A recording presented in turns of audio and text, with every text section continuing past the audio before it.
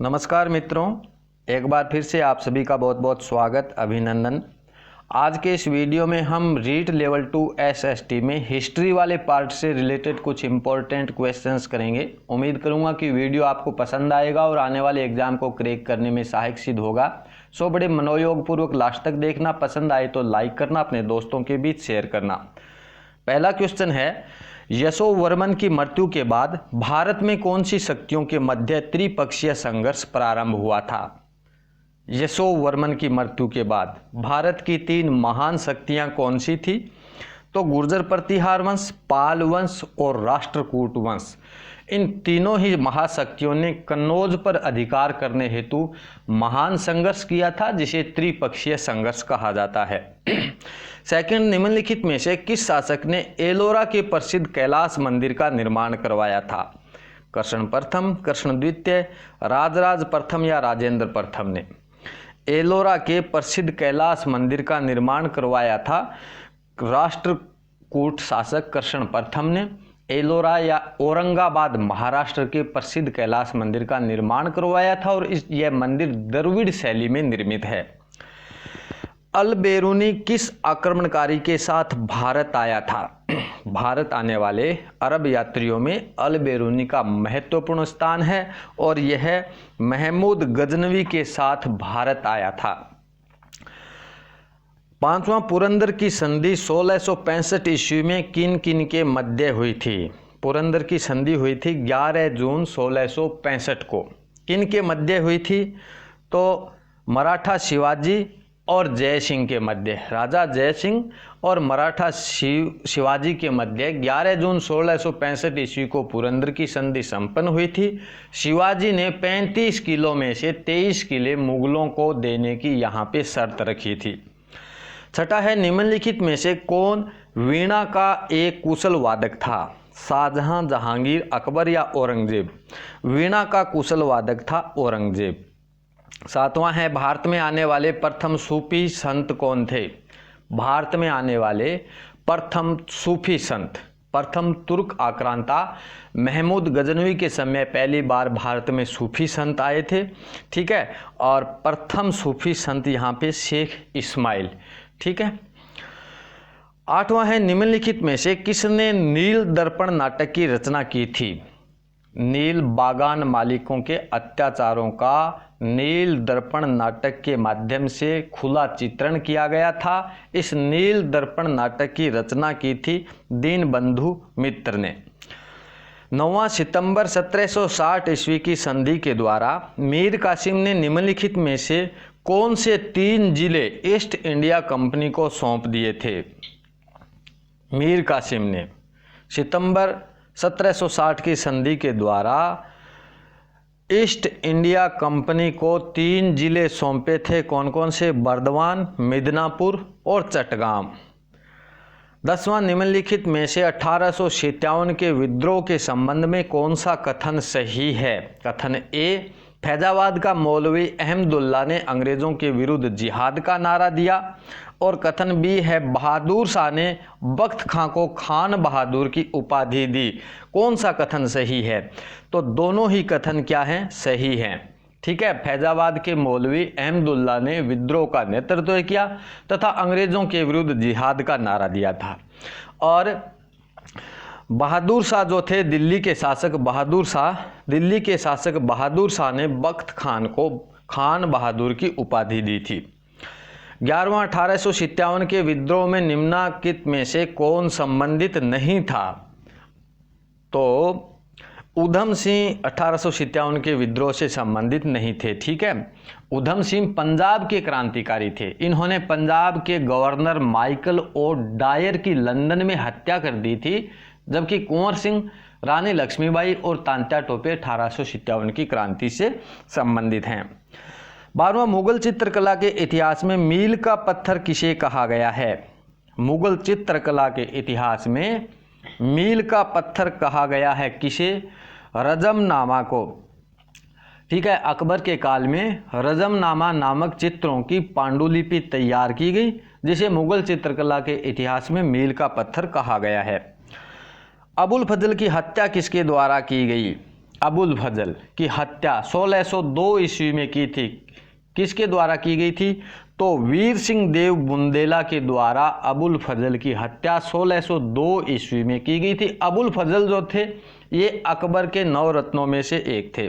ठीक है, अबुल फजल अकबर के नवरत्नों में से एक था। निम्नांकित में को सुमेलित कीजिए। एक तरफ लेखक हैं और दूसरी तरफ इनकी पुस्तक है, इन्हें हमें सुमेलित करना है। तो गुलबदन बेगम जो है ये किसकी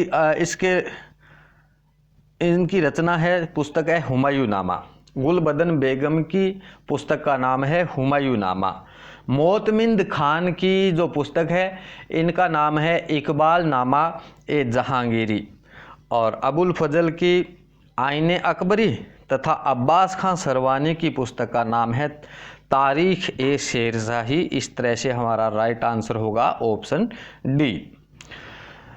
अकबर ने जरी कलम की उपाधि किसे दी थी? जरी कलम की उपाधि अकबर ने किसे दी थी? तो अकबर के दरबार के प्रसिद्ध ग्रंथकर्ताओं में सबसे प्रमुख कश्मीर का मोहम्मद हुसैन था। कौन? कश्मीर का मोहम्मद हुसैन था, जिसे अकबर ने जरी कलम की उपाधि दी थी। ठीक है, और पंडित जगन्नाथ शाहजहां के दरबारी कवि थे जिन्होंने रस गंगाधर व गंगा लहरी की रचना की थी। और मुकुंदराम चक्रवर्ती ने कवि कंकण चंडी नामक ग्रंथ की रचना की थी। शेख हमीदुद्दीन नागौरी को सुल्तान उल तारकीन की उपाधि किसने प्रदान की थी? हमीदुद्दीन नागौरी को सुल्तान उल तारकीन की उपाधि प्रदान की थी किसने? मोइनुद्दीन चिश्ती ने। ठीक है, शेख हमीदुद्दीन नागौरी 1192 ईस्वी में ख्वाजा साहब के साथ गौरी के सेना के साथ भारत आए। इन्होंने ख्वाजा साहब के आदेश पर नागौर राजस्थान में अपनी कर्मस्थली बनाया और इन्होंने सुल्तान उल तारकीन की उपाधि ख्वाजा मोइनुद्दीन चिश्ती द्वारा इन्हें दी गई, जिसका अर्थ होता है सन्यासियों का सुल्तान। 17वां निम्न को सुमेलित कीजिए। तो एक तरफ संस्थापक और दूसरी तरफ इनके संप्रदाय हैं। तो बहाउद्दीन जकारिया, ठीक है, तो यहाँ पे सुहरावर्दी, बहाउद्दीन जकारिया का संप्रदाय सुहरावर्दी, मोइनुद्दीन चिश्ती इनका चिश्ती, ख्वाजा बाकी बिल्ला नक्शबंदी और अब्दुल कादिर जिलानी का संप्रदाय कादरी था। ठीक है, चलिए, निम्न में से कौन सा ग्रंथ 16 महाजनपदों की सूची नहीं प्रदान करता है? 16 महाजनपदों की सूची इनमें से कौन सा ग्रंथ नहीं प्रदान करता है? तो अंगुत्तर निकाय, महावस्तु और भगवती सूत्र में 16 महाजनपदों की जानकारी मिलती है। दीघ निकाय जो है यहाँ पे इन महाजनपदों की सूची इनसे नहीं मिलती। ठीक है, अशोक के अभिलेखों में अक्षरों को लिखते समय अंत में किस तरह घुमा दिया जाता था? शंख की भांति, मयूर की भांति, गज की भांति या व्याघ्र की भांति? अशोक के अभिलेखों में अक्षरों को लिखते समय अंत में शंख की भांति घुमा दिया जाता था। ठीक है, शंख, और इसे शंखाकार लिपि कहा जाता है। निम्नांकित में से किस शैली के मंदिर पिरामिडाकार होते थे? पिरामिडाकार जो मंदिर होते थे कौन सी शैली के होते थे? तो द्रविड़ शैली के। ठीक है, इनका निर्माण बड़ी बड़ी चट्टानों को काट के किया जाता था। द्रविड़ शैली के मंदिर पिरामिडाकार होते थे। पिरामिडाकार और द्रविड़ शैली दक्षिणी भारत में प्रचलित थी।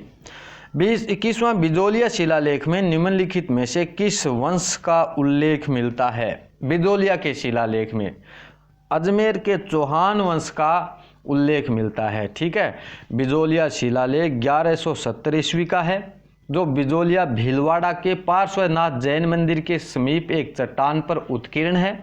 बिजोलिया शिलालेख के रचयिता गुणभद्र थे। जैन श्रावक लोलाक ने इस मंदिर की स्मृति में बिजोलिया शिलालेख का उत्कीर्ण करवाया था। असुमेलित युग्म को छांटना है। सभ्यता और स्थान: कालीबंगा, हनुमानगढ़, रंगमहल श्री गंगानगर, रेड टोंक और बागौर भीलवाड़ा। इनमें से असुमेलित कौन सा है? तो असुमेलित है कौन सा? रंगमहल गंगानगर। ठीक है, रंगमहल सभ्यता राजस्थान के हनुमानगढ़ जिले में सरस्वती नदी के किनारे है। यहाँ पे गंगानगर दे रखा है तो असुमेलित यही है। ठीक है, रेड सभ्यता टोंक जिले में ढील नदी के किनारे पे स्थित है। बागोर सभ्यता भीलवाड़े जिले में कोठारी नदी के किनारे पे स्थित है। और कालीबंगा सभ्यता हनुमानगढ़ जिले में घग्गर नदी के किनारे पे स्थित है। प्रतिहार वंश के किस शासक ने सर्वप्रथम रणहस्तिन एवं जयवराज जैसी उपाधियां धारण की थी? प्रतिहार वंश का शासक जिसने सबसे पहले रणहस्तिन और जयवराज जैसी उपाधियां धारण की थी, किसने? वत्सराज ने। ठीक है, रणहस्तिन यानी युद्ध का हाथी और जयवरा और एक इनकी उपाधि थी सम्राट। ठीक है, वत्सराज के समय त्रिपक्षीय संघर्ष हुआ था। किन किन के मध्य? अभी हमने जाना था पाल, प्रतिहार और राष्ट्रकूट के मध्य जो त्रिपक्षीय संघर्ष हुआ था, यह संघर्ष भी वत्सराज के समय ही हुआ था। नेक्स्ट, गुहिल वंश का आदि पुरुष किसे माना जाता है? गुहिल वंश का आदि पुरुष किसे माना जाता है? तो गुहादित्य को माना जाता है। गुहादित्य या गुहिलोत को मेवाड़ में गुहिल वंश का आदि पुरुष माना जाता है। गुहादित्य ने मेवाड़ में 566 ईस्वी के आसपास में मेवाड़ में गुहिल वंश की स्थापना की थी। सर्वप्रथम आमेर को अपनी राजधानी किस शासक ने बनाया था? आमेर को सबसे पहले अपनी राजधानी किसने बनाया था? कोकिल देव ने बनाया था। कछवाओं की प्रारंभिक राजधानी दौसा थी। ठीक है, 1207 ईस्वी में कोकिल देव ने मीणाओं को पराजित कर आमेर पर अधिकार किया एवं कोकिल देव ने आमेर को अपनी राजधानी बनाया था। 26वां एकी आंदोलन का नेतृत्व किसने किया था? एकी आंदोलन का भीलों को राजनीतिक रूप से एक करने के लिए वर्ष 1921 ईस्वी में मातरकुंडिया स्थान से मोतीलाल तेजावत के नेतृत्व में एकी आंदोलन का प्रारंभ हुआ था। 27वां वर्ष 1941 में जागीर माफी आंदोलन किस प्रजामंडल द्वारा चलाया गया था? जागीर माफी आंदोलन अलवर प्रजामंडल की स्थापना वर्ष 1938 में पंडित हरि नारायण शर्मा तथा कुंज बिहारी मोदी ने की थी और इस प्रजामंडल द्वारा स्कूल फीस में कमी करने के लिए मांग की गई। वर्ष 1941 में अलवर प्रजामंडल द्वारा जागीर माफी आंदोलन चलाया गया था। शेर ए राजस्थान के नाम से किसे जाना जाता है? शेर ए राजस्थान के नाम से जयनारायण व्यास को जाना जाता है और इनका जन्म हुआ था 18 फरवरी 1899 को जोधपुर में। ठीक है, और इनके उपनाम क्या थे? एक तो शेर ए राजस्थान, दूसरा लक्कड़, कक्कड़ और जननायक या लोकनायक और मां साहब, ये इनके उपनाम थे। भारमल व अकबर की प्रथम मुलाकात कहाँ व किसके सहयोग से हुई थी? भारमल और अकबर की प्रथम मुलाकात आगरा में हुई थी मजनू खां के सहयोग से। ठीक है, कब हुई थी? 1556 ईस्वी में। ठीक है, और भारमल व अकबर की दूसरी मुलाकात हुई थी 1562 ईस्वी में सांगानेर जयपुर में चन्नू खां चगतई के सहयोग से। याद रखना है, भारमल और अकबर की प्रथम मुलाकात 1556 ईस्वी में मजनू खां के सहयोग से आगरा उत्तर प्रदेश में और इनकी दूसरी मुलाकात 1562 ईस्वी में जयपुर सांगानेर में चन्नू खां चगतई के सहयोग से हुई थी। जालोर विजय के बाद अलाउद्दीन खिलजी ने जालोर का नाम बदलकर क्या रखा था? जालोर विजय के बाद अलाउद्दीन खिलजी ने जालोर का नाम बदलकर जलालाबाद रख दिया था 1311 ईस्वी में और इसका प्रबंधन कमालुद्दीन गुर्ग के हाथों में सौंप दिया था। अलाउद्दीन खिलजी ने चित्तौड़ पर विजय के पश्चात चित्तौड़गढ़ दुर्ग का नाम बदलकर क्या रखा था? चित्तौड़गढ़ दुर्ग का नाम अलाउद्दीन खिलजी ने बदलकर क्या रखा था? खिदराबाद रखा था। ठीक है, और अपने पुत्र खिदर खां को यहाँ का सूबेदार नियुक्त किया था। खिदर खां ने मालदेव सोनगरा को चित्तौड़ का प्रशासक नियुक्त किया। मालदेव सोनगरा को इतिहास में मुंशाला मालदेव के नाम से भी जाना जाता है और ये जालोर के शासक कान्हरदेव चौहान का भाई था। 32वां मेवाड़ की पुकार किस आंदोलन से संबंधित है? मेवाड़ की पुकार एक ही आंदोलन से संबंधित है। ठीक है, एक ही आंदोलन के दौरान मोतीलाल तेजावत ने मेवाड़ सरकार के समक्ष 21 सूत्री मांग प्रस्तुत किया, जिसे मेवाड़ की पुकार कहा जाता है। जय सिंह प्रथम को मिर्जा राजा की उपाधि किसने प्रदान की थी? जय सिंह प्रथम को मिर्जा राजा की उपाधि प्रदान की थी शाहजहां ने। ठीक है, जय सिंह प्रथम का जन्म हुआ था 1610 ईस्वी में। इनकी संरक्षिका माता थी दमयंती। जय सिंह प्रथम को मिर्जा राजा की उपाधि 1638 ईस्वी में शाहजहां द्वारा प्रदान की गई थी। मिर्जा राजा जय सिंह ने 3 मुगल बादशाहों का काल देखा था। किन किन का? जहांगीर, शाहजहां और औरंगजेब का। जय सिंह का शासनकाल रहा था 1621 से 1667 ईस्वी तक। ठीक है, आमेर पर सर्वाधिक लंबे समय यानी 46 वर्ष तक जय सिंह ने शासन किया था आमेर पर। जयपुर प्रजामंडल की स्थापना सर्वप्रथम किसके द्वारा की गई थी? जयपुर प्रजामंडल की स्थापना सबसे पहले किसने की थी? तो कर्पूर चंद पाटनी ने वर्ष 1931 में जयपुर प्रजामंडल की स्थापना की थी, जो सर्वप्रथम स्थापना मानी गई है, जिसका पुनर्गठन हुआ था 1936 ईस्वी में चिरंजी लाल मिश्र, जमनालाल बजाज एवं कर्पूर चंद पाटनी के द्वारा। पुनर्गठन कब किया गया था? 1936 में। और 1931 में जयपुर प्रजामंडल की स्थापना की थी कर्पूर चंद पाटनी ने। आज़ादी के दीवाने नामक पुस्तक किसने लिखी थी? आज़ादी के दीवाने नामक पुस्तक सागरमल गोपा ने जेल में रहते हुए वर्ष 1941 ईस्वी में लिखी थी। सागरमल गोपा ने जैसलमेर के शासक जोरावर सिंह के अत्याचारों के विरुद्ध आवाज़ उठाई। वह गुंडाराज जैसलमेर नामक पुस्तक में उनका उल्लेख किया और इसी कारण उन्हें जेल में बंद कर दिया गया था। और आज़ादी के दीवाने नामक पुस्तक की जेल में रहकर इन्होंने 1941 ईस्वी में रचना की थी। 36वां आई माता के पूजा स्थल से संबंधित है। दरगाह, बढेर, थान या ये सभी? आई माता के पूजा स्थल से संबंधित क्या है? ये सभी हैं। ठीक है, आई माता मंदिर को दरगाह, बढेर या थान कहा जाता है। आई माता का प्रमुख मंदिर बिलाड़ा जोधपुर में है। आई माता के ज्योति दीपक से केसर टपकती है। ठीक है, ज्योति या दीपक से क्या टपकती है? केसर टपकती है। आई माता शीरवी समाज की कुलदेवी है। मनुस्मृति व कौटिल्य ने किस दुर्ग को सर्वश्रेष्ठ दुर्ग बताया है? मनुस्मृति में और कौटिल्य के द्वारा सर्वश्रेष्ठ दुर्ग बताया गया है। कौन से दुर्ग को? गिरि दुर्ग को। ठीक है, और शुक्र नीति के अनुसार सर्वश्रेष्ठ दुर्ग सैन्य दुर्ग है, याद रखना है। ठीक, मनुस्मृति और कौटिल्य ने गिरि दुर्ग को सर्वश्रेष्ठ बताया है, वहीं पर शुक्र नीति के अनुसार सर्वश्रेष्ठ दुर्ग है सैन्य दुर्ग। गोराधाय की छतरी किस स्थान पर स्थित है? गोराधाय की छतरी जोधपुर में है। ठीक है, जोधपुर में। गोराधाय को मारवाड़ की पन्नाधाय भी कहते हैं। गोराधाय की छतरी का निर्माण महाराजा अजीत सिंह ने करवाया था। राजस्थान में भक्ति आंदोलन की अलख किसने जगाई थी?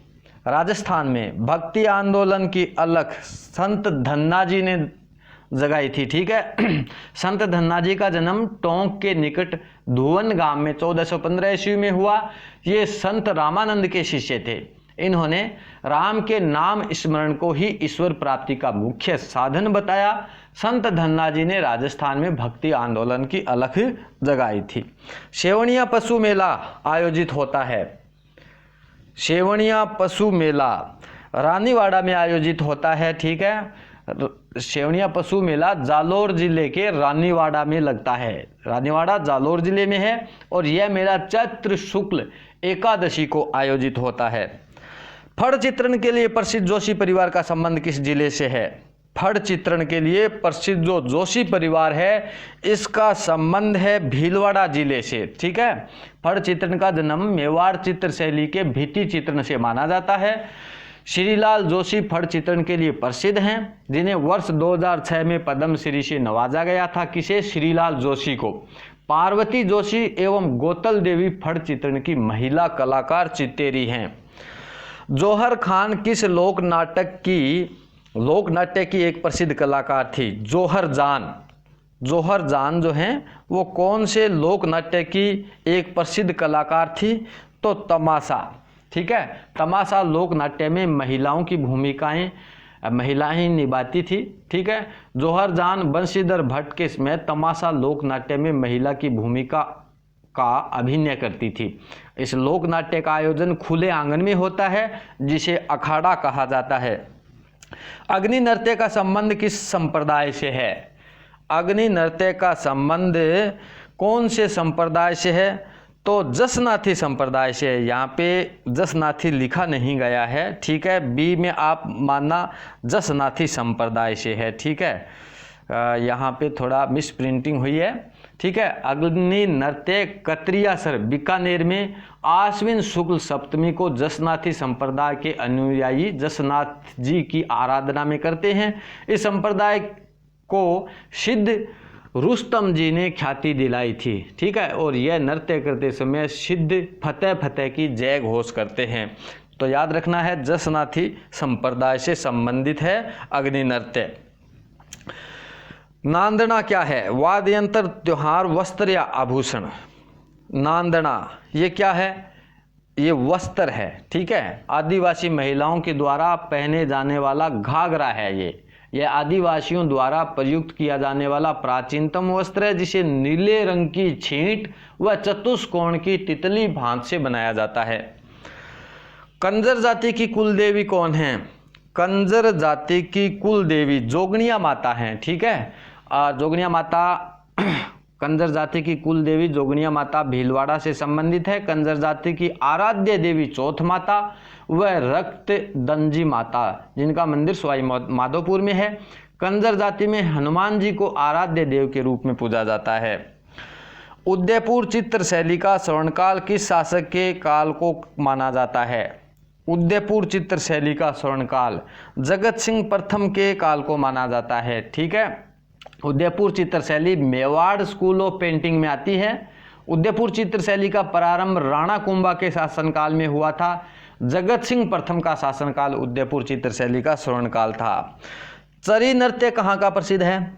चरी नृत्य किशनगढ़ का प्रसिद्ध है, ठीक है। किशनगढ़ अजमेर का चरी नृत्य प्रसिद्ध है। यह नृत्य गुर्जर जाति का प्रमुख नृत्य है। इस नृत्य में कलाकार सिर पर चरी रखकर एवं ऊपरी चरी पर कपास के बीजों के तेल से दीपक जलाकर नृत्य करते हैं। ये नृत्य मांगलिक अवसरों पर किया जाता है। मीराबाई का जन्म किस वंश में हुआ था? मीराबाई का जन्म हुआ था राठौड़ वंश में। राठौड़ वंश में मीराबाई का जन्म 1498 ईस्वी में कुड़की गांव पाली में हुआ था, ठीक है। कुड़की गांव पाली में 1498 ईस्वी में राठौड़ वंश में मीराबाई का जन्म हुआ। इनके पिता का नाम था रतन सिंह राठौड़ और इनके दादा थे राव दूदा, ठीक। मीराबाई ने सगुण भक्ति का सरल मार्ग भजन, नृत्य एवं कृष्ण स्मरण को माना है। इनकी भक्ति माधुर्य भाव की थी। अरसी आभूषण का संबंध है। अरसी आभूषण का संबंध है हाथ के अंगूठे से, ठीक है। हाथ के अंगूठे में पहना जाता है। और इसके अन्य आभूषण अंगूठली है। गौर नामक आभूषण पैर के अंगूठे में पहना जाता है। और इनके अन्य आभूषण फोलरी, बिछिया, गुठली, नखलिया व डोलिकियां हैं, ठीक है। राजस्थानी भाषा की उत्पत्ति किससे हुई है? राजस्थानी भाषा की उत्पत्ति गुर्जरी अपभ्रंश से, ठीक है। राजस्थानी व गुजराती भाषा का मिला जुला रूप 16वीं सदी के अंत तक चलता रहा। तो राजस्थानी भाषा की उत्पत्ति हुई है गुर्जरी अपभ्रंश से। तो धन्यवाद मेरे दोस्तों, वीडियो देखने के लिए बहुत बहुत धन्यवाद। जल्दी ही मिलेंगे नेक्स्ट वीडियो में, तब तक के लिए जय हिंद, नमस्कार।